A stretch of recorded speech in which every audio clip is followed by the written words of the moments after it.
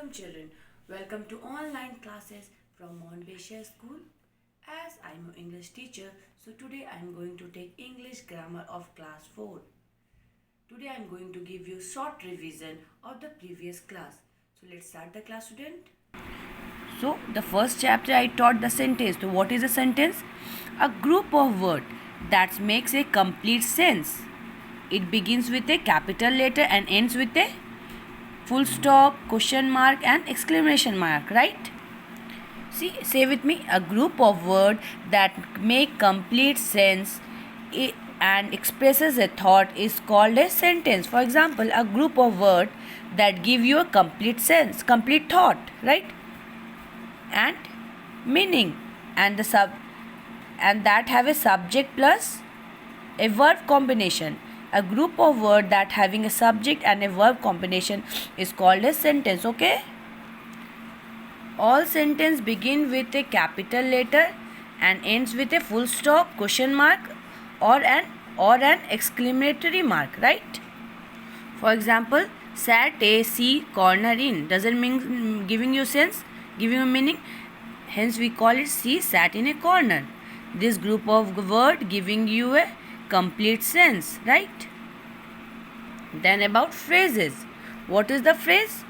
A group of words that make some sense but not complete sense. Some sense is there but not complete sense.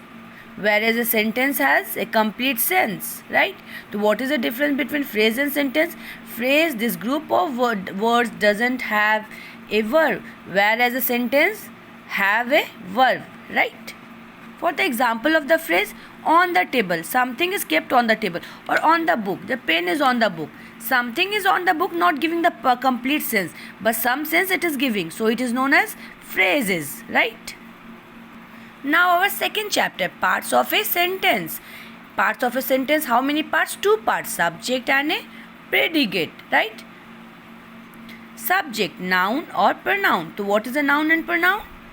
See, noun, a person, animal, things or place. Naming word, noun is a naming word. Naming of what?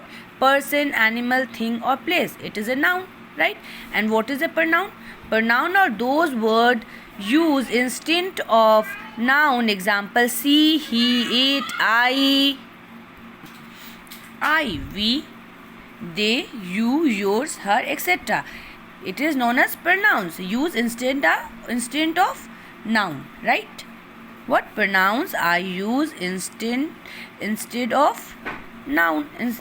Example, Sita. Instead of Sita we can write she. This is your, but she will be your pronoun and Sita will be your noun, as noun is a naming word. Naming for what? Ram, Sita, etc. Animals, things, place. Understood? Now predicate. What is the predicate? Subject is noun and pronoun, and the what is predicate? Begins with a verb. Always remember, it tells about the person or thing, speaking about the subject. Predicate is speaking about the subject, and subject is your noun or pronoun. Understood? Let's see the example. The moon has risen in the sky. So the moon, it will become your subject. Has risen in the sky will become your predicate. As the moon is what? Your noun. And has is what, student? It is the verb. Predicate start with verb, right?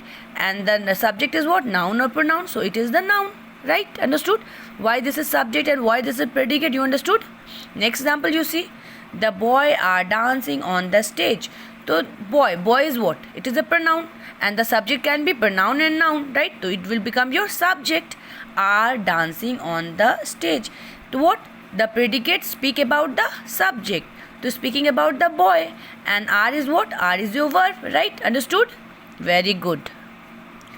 Today I have revised up to second chapter. Wait for my next video. Till then, stay home, stay safe.